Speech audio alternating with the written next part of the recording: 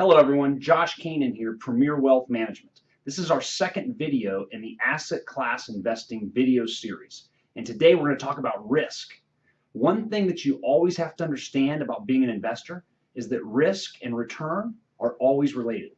There is no perfect investment out there that exists where you get a 10% rate of return with absolutely no downside. It just doesn't exist. And if anybody ever tells you that it does, my suggestion is to run the other direction.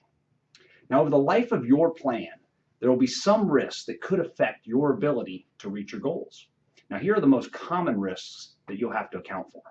Number one is market volatility. Market volatility simply means that the value of your investments is going to change over time. In fact, prices on investments, including the world's great companies, are changing all the time. However, remember that market volatility is more of a short-term phenomenon than a longer-term risk. In general, the longer that you stay invested, the less volatile your investments are going to be. Number two, headline and economic risk. Markets are often strongly impacted by whether investors are optimistic or pessimistic about the future. Now, a lot of this sentiment comes from what we read in the morning newspaper or hear on the nightly news.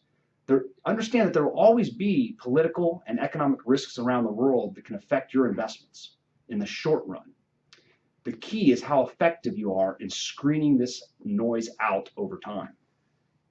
Number three, and lastly, investor risk.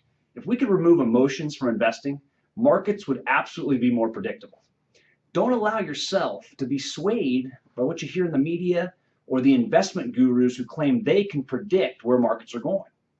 Also be aware of your own emotions and biases and how they can impact your success as an investor.